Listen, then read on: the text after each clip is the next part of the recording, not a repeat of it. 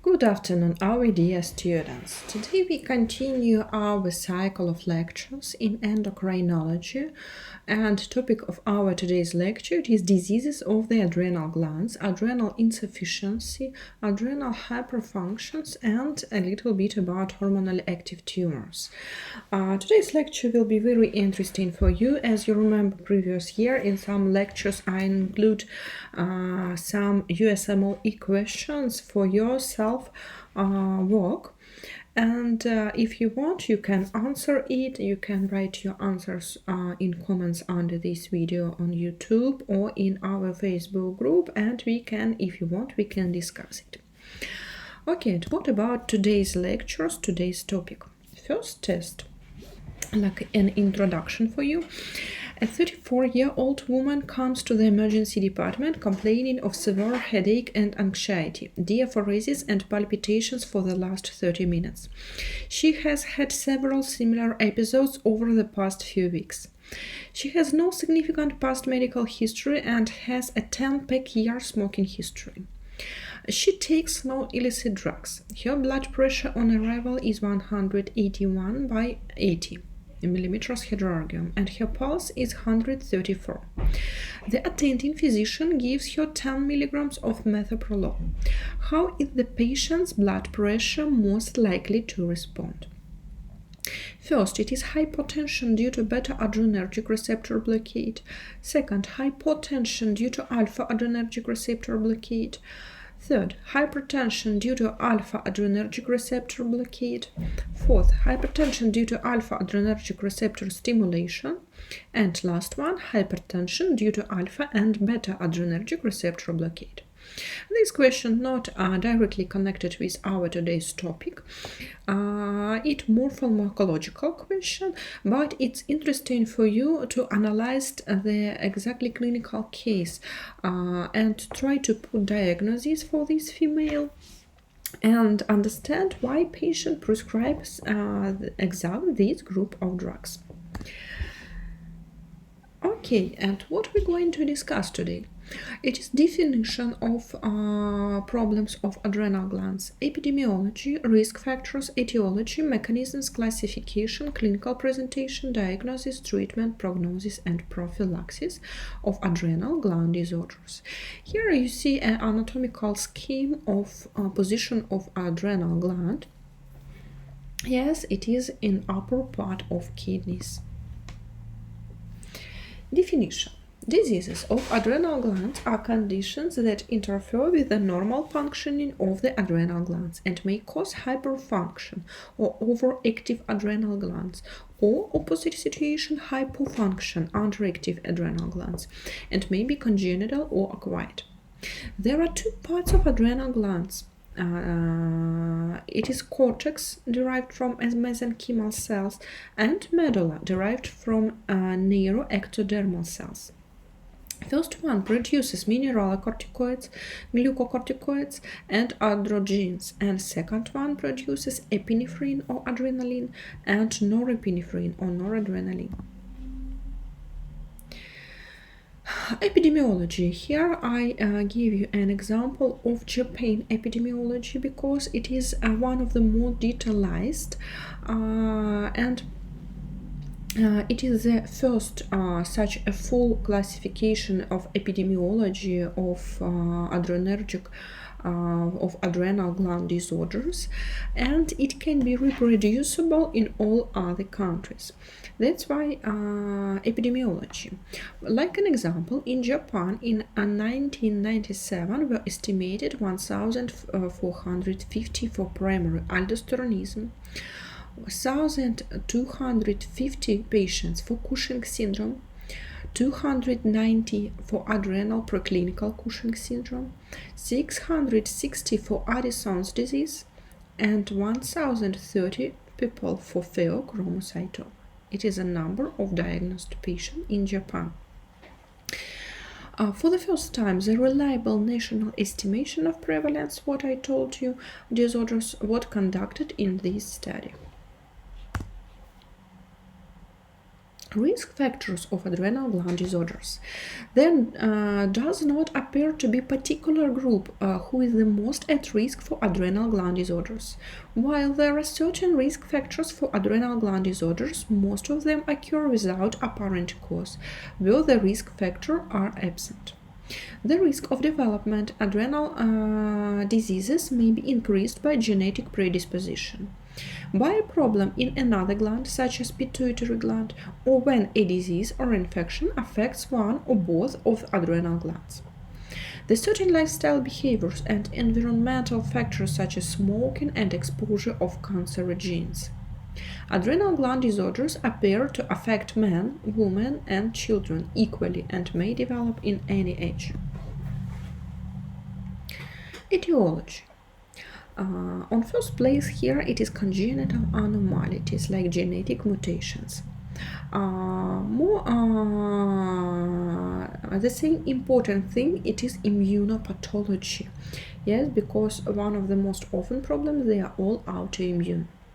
Additionally to it, etiological factors can be infections. Mostly it is tuberculosis or acquired immune deficiency syndrome. A problem in another gland, such as pituitary gland, which regulate the adrenal gland. It can be tumors, including Theochromocytomas. It can be bilateral adrenal hemorrhage or infarction, and it can be bilateral adrenalectomy, and certain medicines. Mechanisms of adrenal gland disorders. The major disorders of adrenal cortex are characterized by excessive or deficient secretion of each type of adrenocortical hormone accordingly to interference of etiologic and pathogenetic factors that include distress, injury, vascular reactions, thrombosis, necrosis, acute and chronic inflammation, dystrophy, hypertrophy, neoplastic processes, etc. The most common disorder for adrenal medulla is Theochromocytoma that originates from chromaffin cells and excretes catecholamines, but Theochromocytoma may be referred to as secreting paragangliomas when found in extra-adrenal chromaffin cells. Neoplasms such as neuroblastomas or ganglioneuromas may also be a neuronal lineage. In International Classification of Disease, we can find disorders of adrenal gland. In Chapter 4, it is endocrine, nutritional, and metabolic diseases, as usual for endocrinology, and it's caused by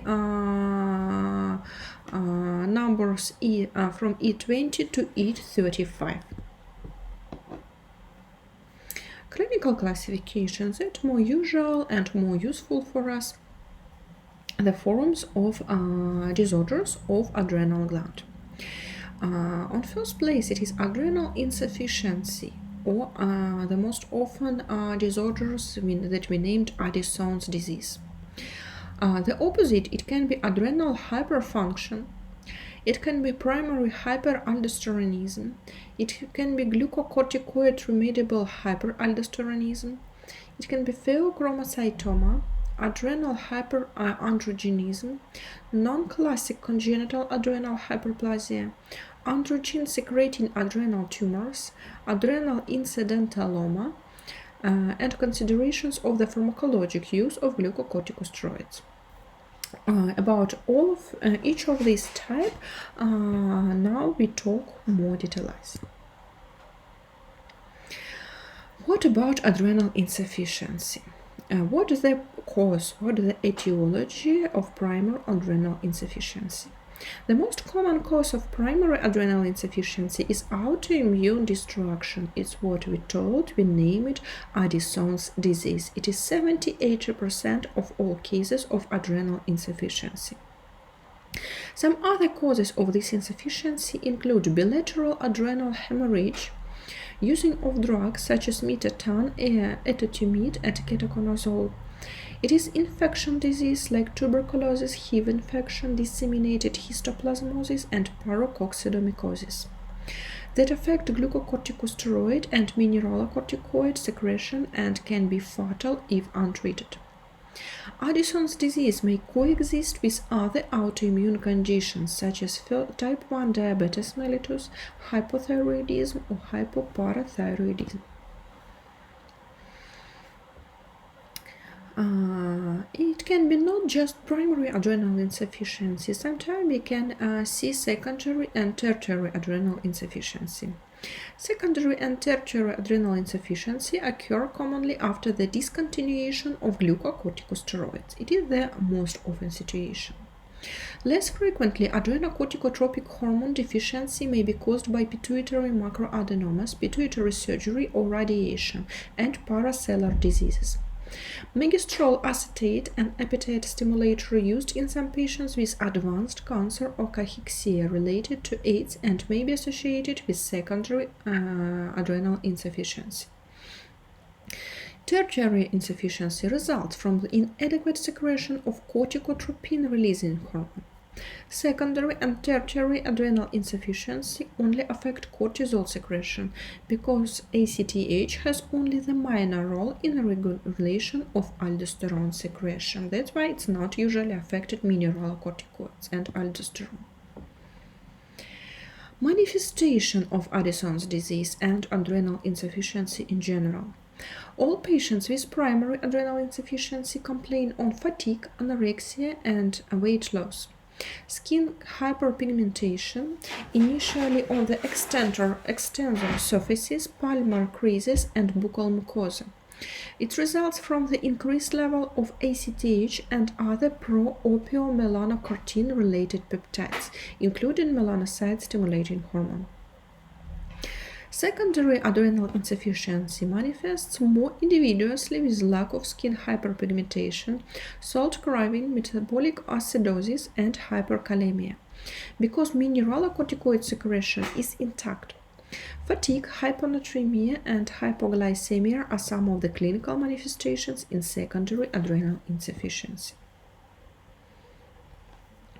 Signs and symptoms and laboratory abnormalities of adrenal insufficiency. I hope you remember from Propaedeutics what is the difference between sign and symptom. What are the symptoms usually complains patients? It is weakness, fatigue, anorexia, nausea, vomiting, constipation, diarrhea, abdominal pain, salt craving, postural dizziness, muscle and joint pain. It is the most often. The most typical signs during objective examination in patients with adrenal insufficiency, it will be weight loss, hyperpigmentations, it can be vitiligo or decoloration, local decoloration of skin, and systolic blood pressure decrease lower than 110 millimeters hydrarchium. In laboratory abnormalities, the most often are hyponatremia, hyperkalemia, hypercalcemia, azotemia, anemia, and eosinophilia. Here one more time you see the scheme of different changes, the symptoms, signs, and different laboratory abnormalities. Evaluation of adrenal insufficiency. In suspected adrenal insufficiency, evaluation takes 3 steps. First step, it is establishing a diagnosis. First of all, you should confirm is it present or absent adrenal insufficiency. Step 2, it is differentiation between primary and secondary or tertiary adrenal insufficiency. And third step, it is looking for cause of adrenal insufficiency. First step, it is evaluation, confirmation of presence of insufficiency. We use for it an early morning, usually at 8 a.m. plasma cortisol level lower than 3 milligrams per liter confirms adrenal insufficiency. If the value higher than 15, it makes diagnosis unlikely, highly unlikely. Cortisol level in the middle range from 3 to 15 may be seen in patients with primary, secondary, and tertiary adrenal insufficiency, and it can be a variant of a person without adrenal insufficiency at all. These patients should be evaluated by corticotropin stimulation test in any time during the day. And here you see algorithm how to check presence of adrenal insufficiency. Step 2, it is differentiation between primary and secondary adrenal insufficiency. For this differential diagnosis, we use a measurement of basal plasma ACTH level. An elevated ACTH level is consistent with primary adrenal insufficiency. A low or normal range ACTH level with a low cortisol level confirms the diagnosis of secondary or tertiary adrenal insufficiency. When the biochemical workup is consistent with primary adrenal insufficiency, computer tomography or CT scanning of the adrenal glands may help with differential diagnosis. Enlarged adrenal glands or calcification suggest an infectious, hemorrhagic, or metastatic cause. In rare circumstances, CT-guided percutaneous fine needle aspiration of enlarged adrenal glands may help establish their diagnosis. Patients with tuberculosis usually have evidence of active systemic disease. It will be not just adrenal insufficiency, it can be some symptomatic of tuberculosis. MRI of pituitary gland is indicated if glucocorticoid therapy as a cause of secondary adrenal insufficiency has been ruled out. Here you see how to determine the possible cause of adrenal insufficiency, but unfortunately not always we can find this cause. Here are the main moments how to do it. And next test for you for today. A 53-year-old nurse presents to the emergency department after experiencing a syncopal episode at work. She reports a 6-month history of worsening fatigue, 20-pound weight loss, and dizziness when standing up from a sitting position. Her PMH is significant for hypothyroidism, in which she takes levothyroxine. Her blood pressure while supine is 105/60, which falls to 75 to 50 mm Hg when standing. On exam, she appears fatigued and you note hyperpigmentation of gums as shown at feature. Here is no feature in this video, but it is hyperpigmentation. Labs are notable for sodium 128 and potassium of 5.6. Which of the following is the most likely pathology underlying this presentation? First option, autoimmune adrenalitis. Second, infections adrenalitis. Third, hemorrhagic infarction of adrenal glands. Fourth, metastatic disease involving the adrenal glands. Fifth, medication-induced suppression of the adrenal glands. Treatment of adrenal insufficiency. Patients with Addison's disease require lifelong replacement with glucocorticosteroids and mineralocorticoids. The dose is adjusted based on clinical status, including the presence or absence of orthostatic hypotension, hypertension, and electrolyte imbalance. Patients with secondary or tertiary adrenal insufficiency do not need mineralocorticoid replacement. Most patients can be educated to self-administer hydrocortisone and reduce the risk of an emergency room visit. All patients should wear some form of identification indicating their adrenal insufficiency status. Here you see alert medical ID that usually wear our patients with adrenal insufficiency. For all patients, medical identification or ID, necklaces or bracelets are absolutely essential with the information of their diagnosis and treatment regime. It's connected with very high risk of emergency when patient is unconscious, and it is difficult sometimes to put diagnosis of adrenal insufficiency without history of this patient.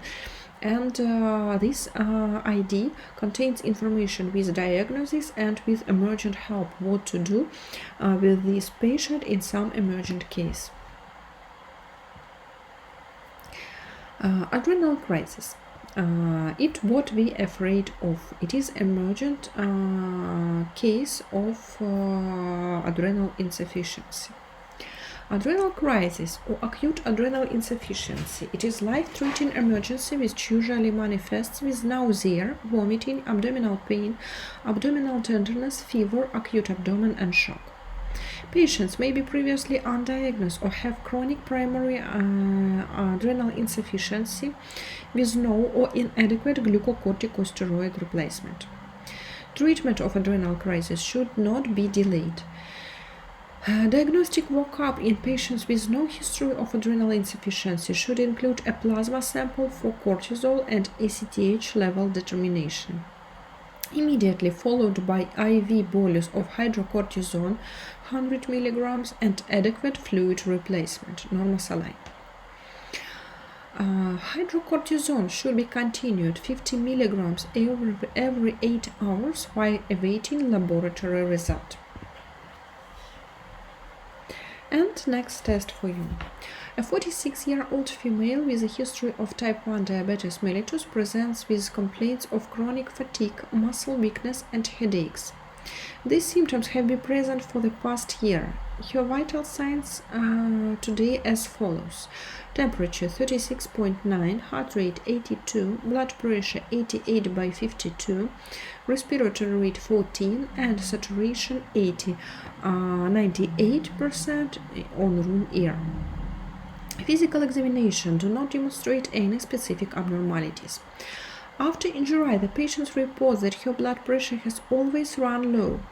Initial workup reveals at 8 a.m. cortisol levels of 3.6 units per deciliter.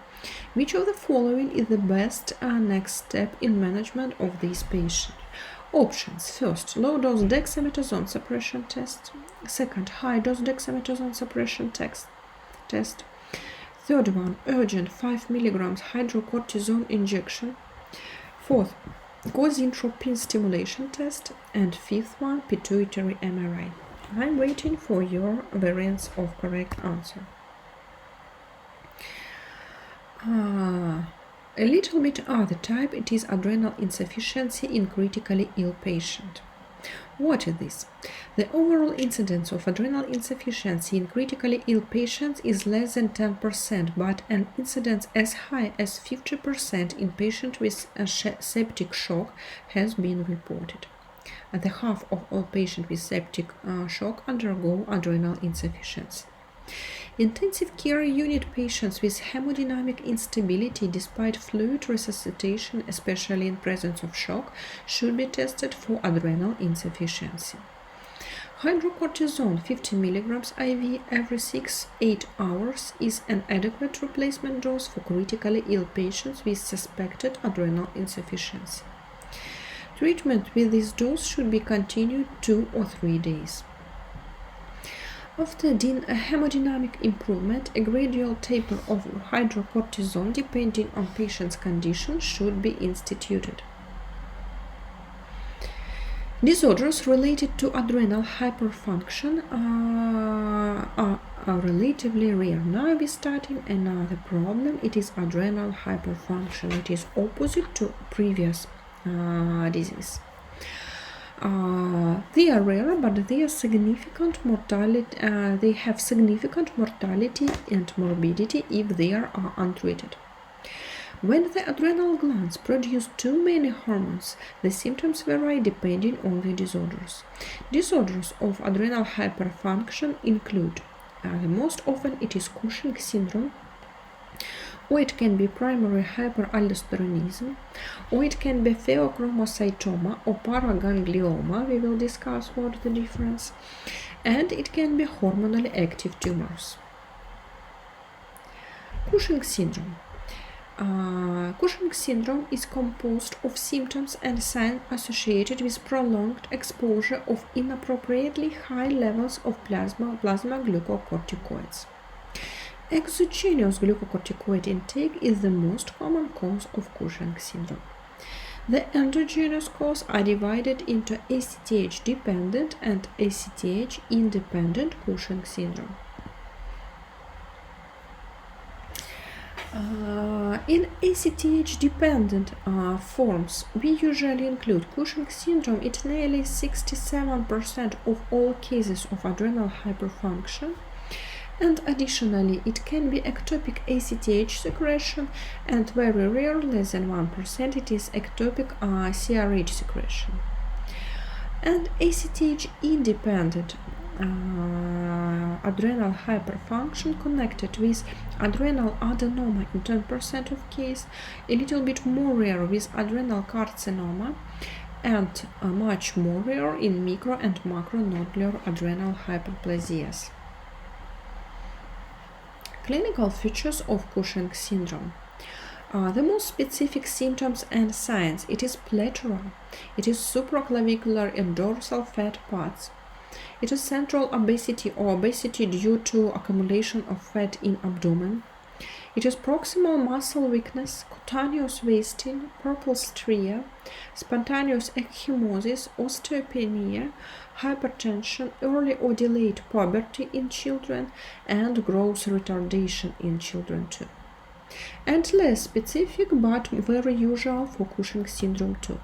It is papular acne, it is vellus hypertrichosis of face, it is decreased libido and impotence, it is oligomenorrhea and amenorrhea, infertility, cutaneous and systemic fungal infections, poor wound healing, neutrophilias, polyuria, headaches, neuropsychiatric disorders, and spinal epidural lipomatosis.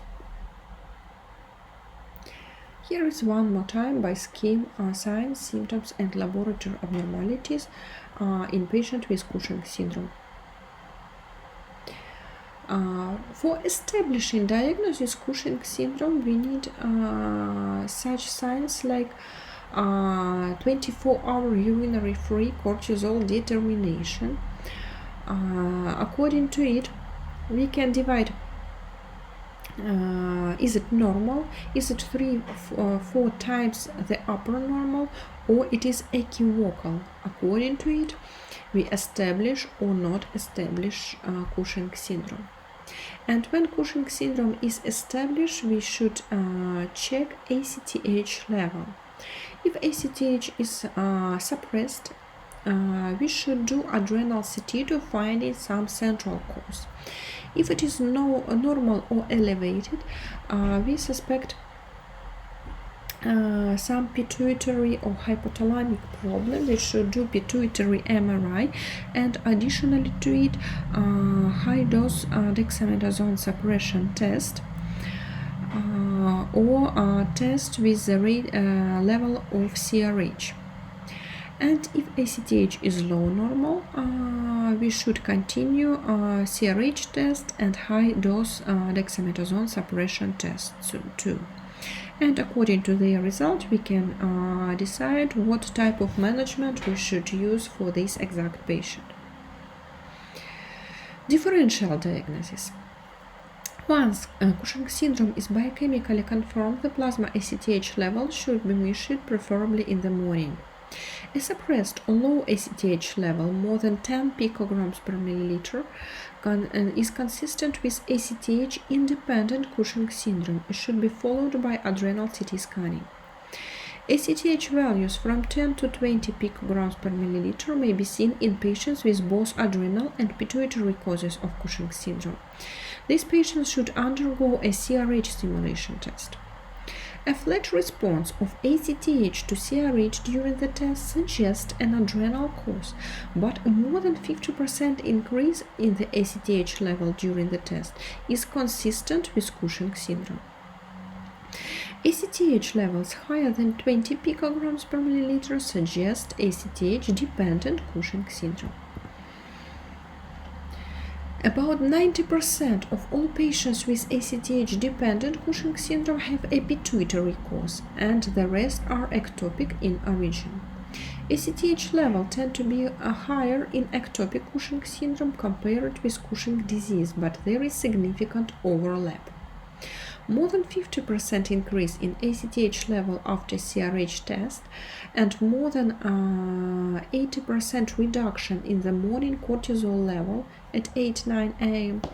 after taking 8 mg dexamethasone at 11 past morning previous day.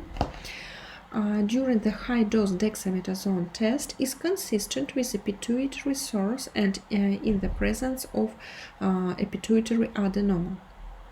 Almost established the definitive diagnosis of Cushing syndrome. If the CRH stimulation test and dexamethasone stimulation test results are not concordant and MRI does not show a pituitary adenoma, the inferior petrosal sinus sampling to distinguish ectopic from Cushing syndrome is indicated. Localization tumors that produce ectopic ACTH is accomplished by chest and abdominal CT studies, followed by neck CT if no source is found. The octotide scan may be of some value in patients with ectopic Cushing syndrome and negative imaging studies. And test for you for today. 35-year-old Caucasian female presents to a hospital alarmed by her recent truncal weight gain, facial hair growth, and thinning skin. During the physical examination, the physician finds that the patient is hypertensive. Serum analysis reveals hyperglycemia. Physician suspects a pituitary adenoma. Which dexamethasone test result will help confirm the physician's suspicions? Hear attentively, please. First variant, low dose in low dose test, increase ACTH; in high dose, increased ACTH. In low dose test, increase ACTH; in high dose, decreased ACTH. In low dose, decrease ACTH; in high dose, no change in ACTH. Fourth variant, in low dose test, no change ACTH; in high dose, no change in ACTH. And the last one, low dose dexamethasone test, no change ACTH, and high dose test, decreased ACTH. Treatment of Cushing syndrome and adrenal hyperfunction. First of all, of course, it is surgical treatment. It is surgical transsphenoidal removal of ACTH secreting pituitary tumor. It in most patient treatment of choice.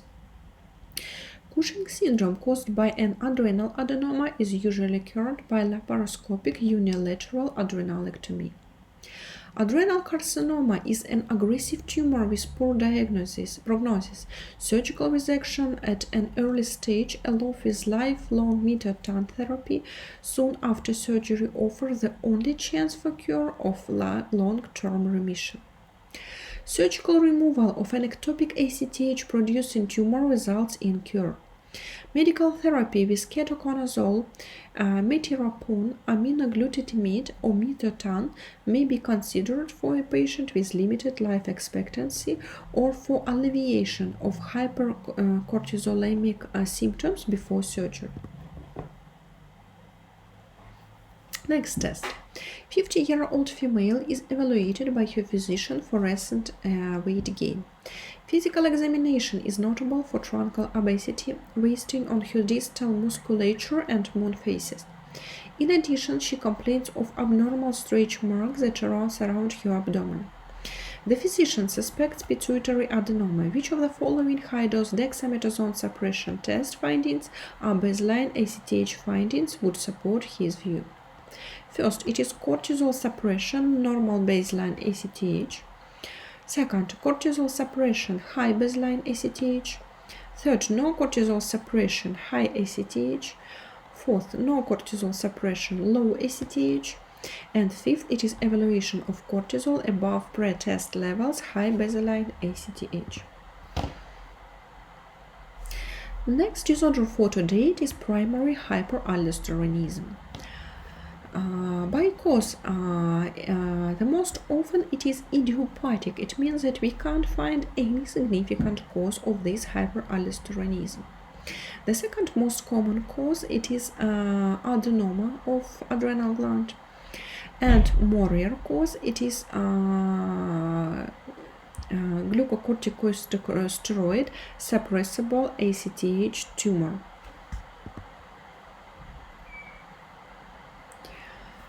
Primary hyperaldosteronism can be familiar. What forms of familiar hyperaldosteronism we can find? It can be two forms. Type 1.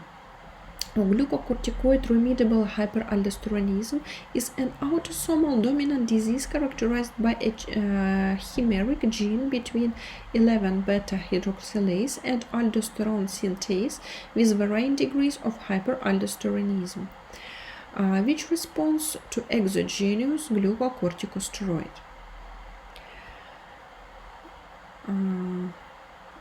Type 2. It is an autosomal dominant disorders of both of aldosterone-producing adenoma and idiopathic hyperaldosteronism. Clinical presentation of hyperaldosteronism. The clinical picture varies from asymptomatic to symptoms related to hypertension, hypokalemia, or both. Patients may have headaches, polyuria, nocturia, polydipsia, paresthesias, weakness, and muscle cramps. There are no specific physical findings, and degree of hypertension is usually moderate to severe and may be refractory to conventional antihypertensive agents. Malignant hypertension and leukodema are rare. The left ventricular hypertrophy is disproportionate to the level of blood pressure and improves after treatment of primary hyperaldosteronism, even if hypertension persists. Here you see a scheme of signs and symptoms. It can be a big range of different clinical presentations, like neuropsychiatric, pulmonary, bone, renal, vascular, smooth muscle symptoms, metabolic disorders, and cardiovascular features. In laboratory tests, routine laboratory tests may show slightly high serum sodium levels, hyperglycemia, hypokalemia, metabolic alkalosis, and hypomagnesemia. Although most patients with hyperaldosteronism are not hypokalemic, a low serum potassium level may be noted either spontaneously or after thiazide or loop diuretic use.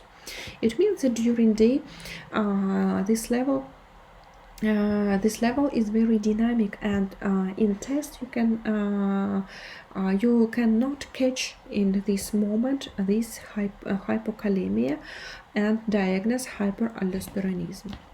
Hypokalemia may be severe and difficult to correct. It presents reduce of secretion of aldosterone, and those should be corrected before the laboratory evaluation of hyperaldosteronism. Diagnosis based on workup of patient with primary hyperaldosteronism that involves following steps. It is screening test for primary hyperaldosteronism. It is plasma renin activity, plasma aldosterone concentration, and their relation to each other. It is establishing of autonomy of aldosterone secretion and determination of the source of hyperaldosteronism. For a confirmatory test, it is 24 hours urine aldosterone and urinary sodium during 4 days of salt loading. And for establishing the aldosterone source, we usually do CT scans of adrenal glands, upright posture test, and plasma 18 hydrocorticosterone tests. Additionally, it can be adrenal venous sampling if CT scan is inconclusive or discounted with posture test. Here you see a CT scan with adrenal adenoma. By a blue row, you see such a round structure. It is a view of adrenal adenoma. Screening test. Although hypokalemia in hypertensive patient is suggestive of hyperaldosteronism, normokalemia does not exclude the diagnosis. We discussed you cannot catch a hypokalemia.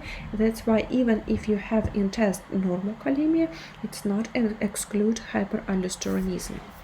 Measurement of 24-hour urinary potassium level can be useful in assessing the cause of low potassium level. The urinary potassium excretion more than 30 per day in patients with hypokalemia suggests primary hyperaldosteronism if plasma renin activity is low. The ratio of plasma renin, plasma aldosterone concentration, and plasma renin activity is the best screening for primary hyperaldosteronism. Spironolactone and eplerenone should be discontinued for 6 weeks before testing. It is drugs for treatment of this disorder, and before test, if you use it before test, you will get the false results of these tests. Low or suppressed plasma renin activity during therapy with angiotensin-converting enzymes inhibitors or angiotensin receptor blockers suggest hyperaldosteronism.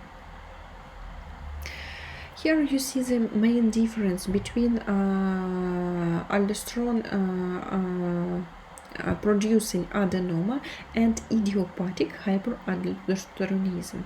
With this test, it is HTN test, upright posture test, 18-hydrocorticosterone, CT scan, and bilateral adrenal venous sampling. You see in this table the difference between adenoma and between idiopathic primary aldosteronism. Next test, test 6. A 47-year-old male presents with a primary complaint of generalized muscle weakness. Serum chemistry analysis reveals a pH of 7.6 and potassium level 3.2 units per liter. Abdominal CT imaging is positive for a 1.5 cm nodule noted in cortical region of the right adrenal gland. Which of the following findings are most likely to be seen in this patient? First, increased secretion of renin by the renal juxtaglomerular cells. Second, increased serum levels of 17-hydroxyprogesterone and deficiency of 21-hydroxylase. Third, hypotension secondary to decreased plasma aldosterone levels. Fourth, hypertension with a low plasma renin activity. Fifth, increased fractional excretion of sodium and associated hyponatremia. What can we find in medical history, clinical findings during objective examination and screening workup in patient with primary hyperaldosteronism? Patient with suspected primary aldosteronism, we should do plasma renin activity, plasma aldosterone concentration, aldosterone renin ratio, 24-hour ABPM monitoring, blood pressure monitoring, left ventricle size, levels of potassium, sodium, magnesium, aldosterone producing presence of aldosterone producing adenoma or idiopathic hyperaldosteronism. Treatment of primary hyperaldosteronism. The treatment goals are to reduce morbidity and mortality, as usual as for all other disorders. Unilateral adrenalectomy results in normalization of hypokalemia and improvement in hypertension in all patients. Medical treatment is reserved for patients with idiopathic hyperaldosteronism of those with aldosterone-producing adenoma who are poor surgical candidates. Spironolactone or eplerenone is a treatment of choice. Side effects of these drugs include painful gynecomastia, nausea, headaches, impotence, and irregular menstruation. Eplerenone that blocks the aldosterone receptor selectively has better side effect profile. That's why it is more optimal for this patient. The use of mineralocorticoids is usually not necessary. Here, one more time, algorithm of diagnosis and treatment of primary hyperaldosteronism. A little bit other type, it is glucocorticoid remediable hyperaldosteronism. Familiar hyperaldosteronism type 1 or glucocorticoid remediable hyperaldosteronism individuals are younger 40 years, exhibit hypertension resistant to standard therapy, and have a familiar history of primary hyperaldosteronism or cerebrovascular accident at the young age. Most have a normal serum potassium level. A very high urinary 18-hydrocortisol level or genetic testing to detect a chimeric gene establish their diagnosis. Affected individuals should have neurovascular screening for cerebral aneurysms. Treatment with glucocorticosteroids, eplerenone, spironolactone, amiloride, and triamterene is effective. Next test, test 7. A 33-year-old male presents to his primary care physician with complaints of headaches, muscle weakness. His physical exam is entirely within normal limits except for a blood pressure, that is 150 by 95 mm Hg. Subsequent routine blood lab work showed a sodium level of 146 and potassium level of 3.0. What is the best pharmacological therapy for these patients? Options: hydrochlorothiazide, spironolactone, propranolol, lisinopril, or fludrocortisone. Next disorder for today, it is Theochromocytoma. You remember from the first part of lecture that it is a tumor of medullary part of adrenal gland that producing catecholamines. Let's give definition. Theochromocytoma are rare chromaffin cell tumors that may occur at any age. Although their true prevalence is unknown, they occur about 0.3% of all per hypertensive patient by some researchers. If untreated, pheochromocytomas can have severe consequences such as myocardial infarction, heart failure, cerebrovascular accident, and death. Most pheochromocytomas are benign, sporadic, unilateral, and located within the adrenal gland. But it can be extra-adrenal pheochromocytomas. We name it parogangliomas. It occurs about in 18% of cases in superior and inferior para-aortic areas, including the suckercandle organ, bladder, thorax, and head, neck, and pelvis. Paragangliomas tends to occur in younger patients less than 20. They are multifocal in about from 15 to 30% of cases. One more time, paragangliomas, it is catecholamine producing tumors too, but it is extra-adrenal. It is not in adrenal gland. Bilateral pheochromocytomas are usually seen in part of familiar syndromes. Malignant pheochromocytomas have a higher prevalence in ectopic pheochromocytomas and lower prevalence in familiar pheochromocytomas. About 10 to 15% of pheochromocytoma are hereditary in nature. Clinical manifestations of pheochromocytoma. Patients may have paroxysmal hypertension, it's nearly half of patients, or persistent hypertension, it's nearly 30% of cases, or some patients, less than 15%, can be normotensive. Wide fluctuations in blood pressure and resistance to antihypertensive medications are typical of those with pheochromocytomas. The rate of headaches, palpitations, and diaphoresis suggests the diagnosis of pheochromocytoma, but absence of these symptoms does not exclude the disease. Attacks are usually precipitated by emotional stress, exercise, anesthesia, abdominal pressure, or ingestion of tyramine-containing foods. Symptoms include pallor, flushing, orthostatic hypotension, weight loss, dyspnea, polyuria, polydipsia, visual blurring, focal neurological symptoms, and change in mental status. The diagnosis can be established by measuring catecholamines and metanephrines in plasma or through 24-hour urine collection. Care should be taken to rule out other causes of adrenergic, adrenaline-like excess like hypoglycemia, stress, exercise, and drugs affecting the catecholamines like stimulants, methyl dopa. dopamine agonists, or ganglion-blocking antihypertensives. Various foodstuffs like coffee, tea, bananas, chocolate, cocoa, citrus fruits, and vanilla can also affect the levels of urinary metanephrine and vanillyl migdalic acid. Imaging study of head, neck, chest, abdomen can help localize the tumor. And last, it is not last test for today. A 49-year-old male presents with a primary complaint of several recent episodes of severe headache, sudden anxiety, and racing heart.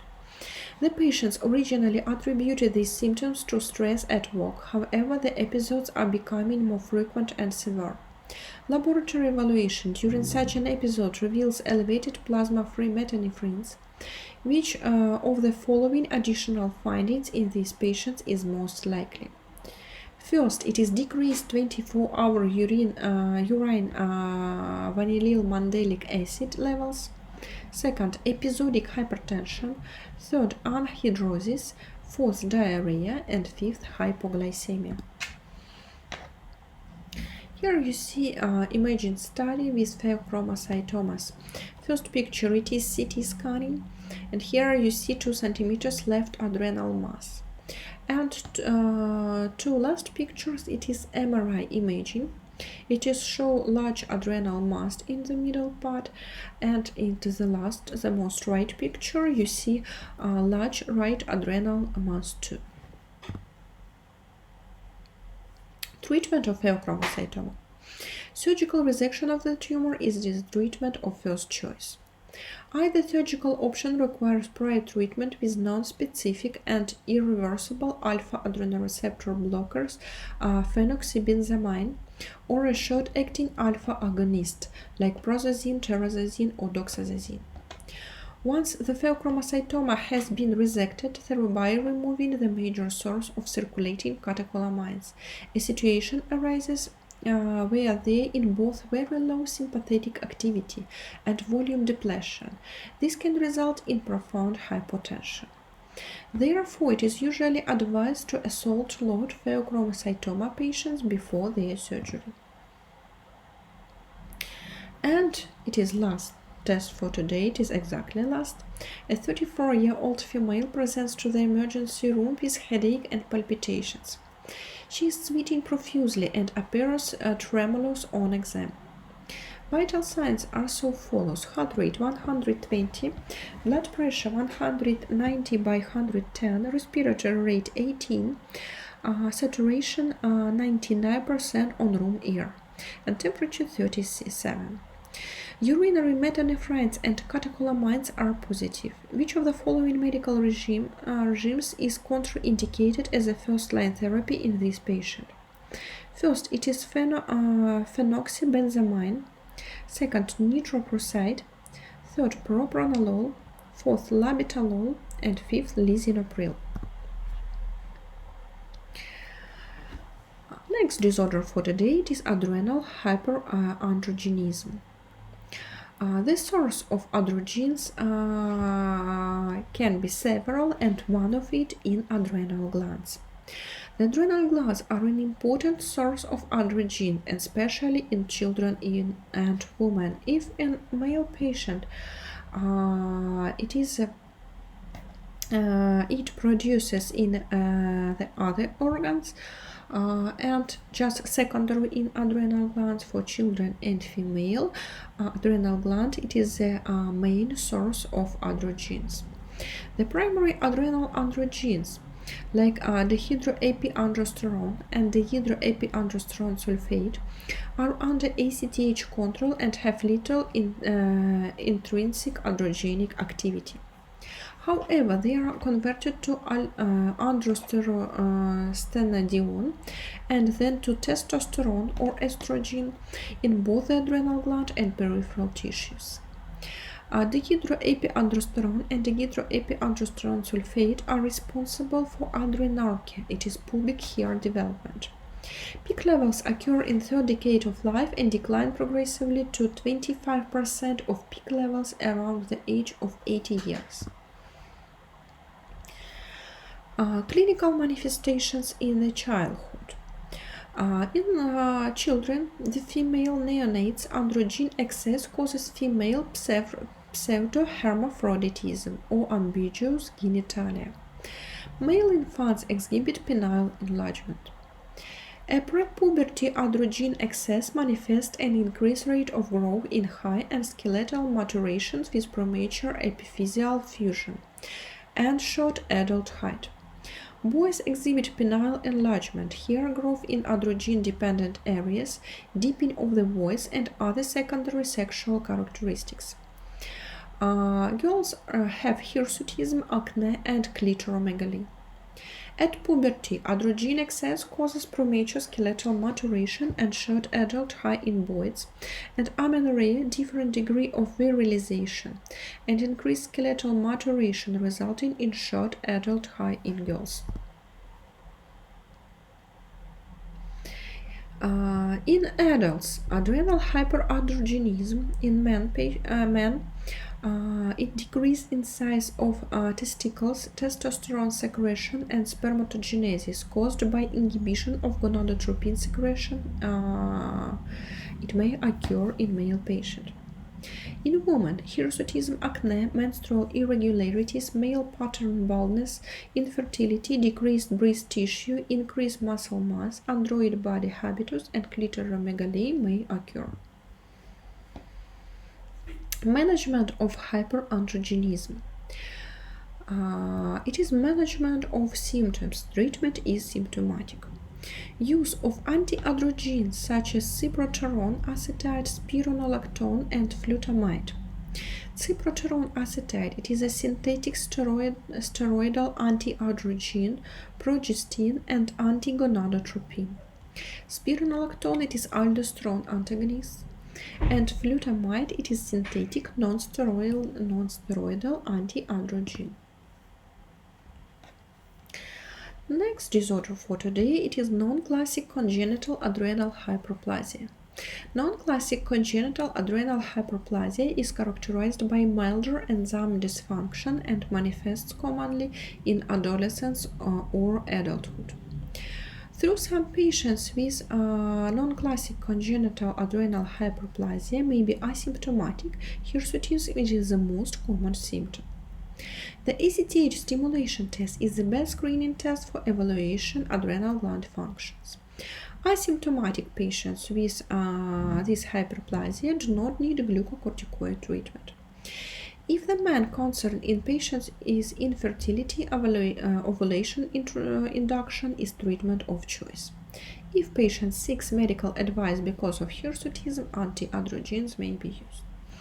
What does that mean? Non-classic congenital adrenal hyperplasia, it is the easiest case. In most patients, it is asymptomatic at all. And sometimes it found in patient with hirsutism. For example, in female patients that complains of overgrowth of hair into their body. And even if it is symptomatic, if it is affecting patient, most of them can resolve this problem with, for example, different types of depilation, yes, without any pharmacological treatment. Another option is it is female patient with infertility. In this case, it can be used hormonal stimulation of ovulation. And in some very rare case, we can use anti-androgens for this treatment. But significantly most patients do not need any pharmacological treatment. Next, it is androgen-secreting adrenal tumors. Primary adrenocortical carcinoma may be associated with excess androgen secretion, and sometimes cortisol may also occur. Primary adrenocortical carcinoma is a rare disease with an incidence of 1 from 700,000 to 1,600,000 and prevalence of 4 to 12 per 1 million of people. Female patients may exhibit virilization with very high levels of disulfide, testosterone, and urinary 17 ketosteroids. Primary adrenocortical carcinomas is highly malignant with poor prognosis. Tumors are usually larger than 6 centimeters in weight capsule, metastasize early, and typically recur after surgery. Very, very malignant. And adrenal incidentaloma. What is incidentaloma? Adrenal masses are often discovered incidentally, that's why this word, and are then determined adrenal incidentalomas. The differential diagnosis of adrenal incidentaloma includes many primary, metastatic, benign, and malignant intents. The treatment for hormonally active functional adrenal incidentaloma is surgery. The treatment for malignancy depends on cell type, spread, and location of primary tumor. Non-functional adrenal incidentaloma, it is not pre-malignant and surgical excision is not indicated. In general, incidentalomas, it is adrenal tumors too, but that affected different cells with producing of different hormones. And consideration of pharmacological use of glucocorticosteroids. We remember it in hypercorticism, and now we see it here. Very often patients undergo different adrenal problems by iatrogenic cause, and especially by cause of non-adequate using of glucocorticosteroids in therapy, or it is abnormal dose, too low, too high, abnormal regimen, and some individual abilities. Pharmacologic doses of synthetic glucocorticosteroids are used in a wide variety of diseases in their anti-inflammatory and immunosuppressive effects. Two main clinical problems arise with chronic use of pharmacological doses of glucocorticosteroids. Iatrogenically induced Cushing syndrome, it is when it overdosed, or adrenal insufficiency on abrupt cessation of therapy. With first situation, you can understand what to do. It is decrease dose and choose some adequate dose of corticosteroids. For the second disorder, alternate date therapy and avoidance of nighttime doses are associated with less suppression of hypothalamic pituitary adrenal axis after discontinuation of glucocorticosteroid therapy. It is regimen, a specific regimen in doses of glucocorticosteroids, regimen during day, and very gradual decreases of dose after treatment or something with glucocorticosteroids. Prognosis and prophylaxis. Prognosis depends strictly from the disease nature, the clinical manifestations, quality of treatment, and compliance of all its prescriptions. There are no known lifestyle changes to lower risk of developing essential adrenal gland disorders. The following dietary lifestyle consideration may support a healthy adrenal function. It is very general recommendations like avoiding simple carbohydrates, calorie restrictions, limiting stimulants, exercising, maintaining a positive outlook and good self-esteem, adequate sleep and regular intervals, etc.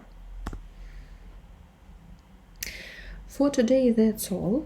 I'm waiting for your questions, for your comments, maybe for your answers for previous 9 USMLE tests in comments, or I'm waiting for you for discussion in our Facebook page. And today, that's all. I wish you good luck and goodbye.